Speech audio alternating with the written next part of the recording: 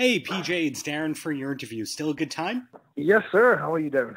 I'm doing great. How's it going for you today? Oh, very well, thank you. I Well, just had a massage, so I'm feeling very relaxed.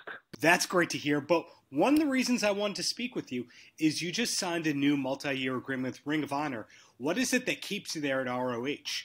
Oh, there's quite a few things, I think for the first time in my life, I actually made a pros and cons list because I had a couple of other offers on the table. And where I am right now in my life, certain things matter. And there's so many other wrestling companies out there. So, there's some good money to be made everywhere. But, you got to decide where you want to be, where you think you can have the biggest impact. And, for me, it was creative freedom. And I looked at the Ring of Honor roster and I looked at the talent that they re-signed, and I was like, wow, I can have amazing matches with every single one of these guys. And I really believe in the product, and I think that this is going to be a big year for Ring of Honor's growth. Who is some of the talent that you really feel strongly about that you like to work with in the future in Ring of Honor? All the young kids, like Flip Gordon is amazing, Bandito is amazing, Dragon Lee. I think those three guys are the future of professional wrestling, and the fact that Ring of Honor signed all three of them to big contracts, it's amazing. It just shows that there's some high hopes for Ring of Honor this year. And you've basically worked with every big wrestling company around the world over the last 2 decades. And it's amazing to me that you've been wrestling more of your life than not. Was there ever a plan B as to what you'd be doing with your life if you weren't a wrestler? I actually got a master's degree in sports nutrition, sports science too.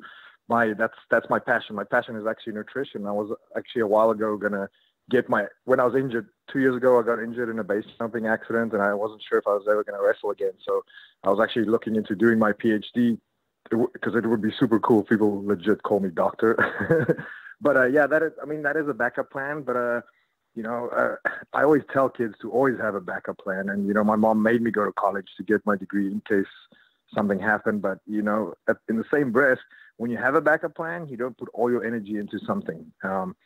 This is not to say like you cannot get injured or something like that, or some other unforeseen circumstances, but you know what I mean. It's always good to have a backup plan, and that was mine. Have you opened up a practice, or is that something that you're in the process of doing? No, I don't have a practice or anything, but I mean, I've been helping people with nutrition advice for a long time. I was a personal trainer for 5 years too before I got signed with WWE. So, and my training methods are very unorthodox and very different to most people. So people like variety, and people like the way that I do things.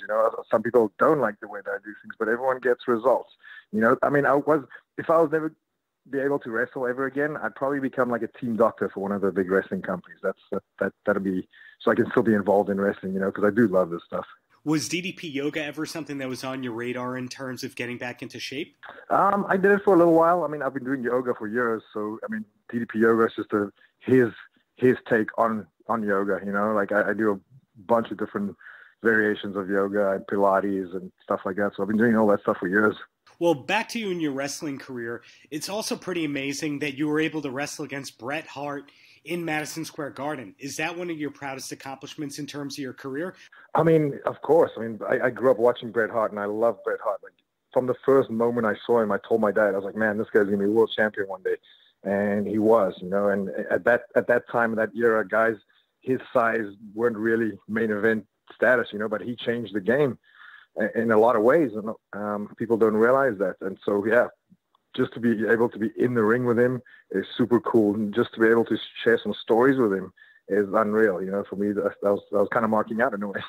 Well, looking back at everything, though, the Nexus was literally a decade ago. And for a lot of people, that'd be the peak of their wrestling career, yet you've done so much in the last decade.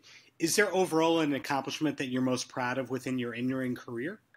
That's a tough one. I think that the thing that I'm proud of mostly is still evolving and still getting better every single day. A lot of people they get to TV and then they kind of just phone it in when they go back to the indies or they go to other companies, and they just don't have that same drive anymore. And I understand that, it happens because it's such a tiring lifestyle. It's a very tough lifestyle. A lot of people don't realize that.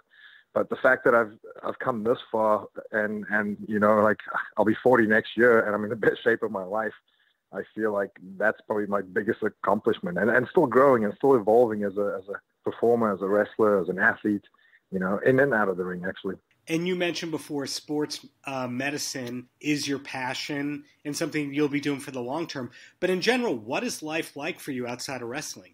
It depends. Like lately, we're getting super busy right now. Ring of Honor has quite a few things booked, and I'm exclusive to Ring of Honor in the United States, but I have a lot of international bookings. I have a show coming up in South Africa in my hometown, and in the same month, I'm going to Qatar, Dubai, and we're running a show in Barbados as well.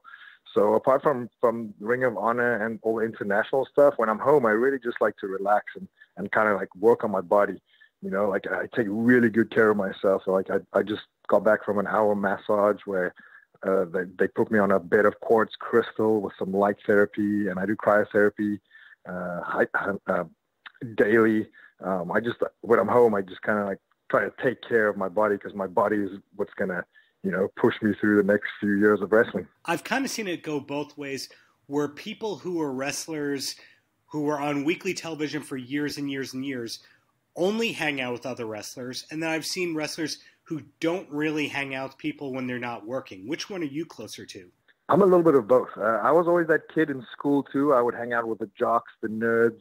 I would hang out with everybody. And my friends would be like, yo, you got to pick a group. And I was never like that. I never attached to one specific way of thinking, one way of life. I have a lot of friends in wrestling. I'm one of those guys who's friends with everybody. But I have a lot of friends outside of wrestling too. Like my girlfriend is like, how do you have so many friends? Like, she's just flabbergasted by like how many friends I have. And she's always trying to get new friends. I'm like, I'm trying to get rid of some. All that said, is there something that you wish more people knew about you beyond the ring? Maybe just what I'm into in real life, but I think I made that very clear on Instagram lately. For a long time, I was scared of showing that side of me, like the real side, and talking about the real things that I care about and that I believe in.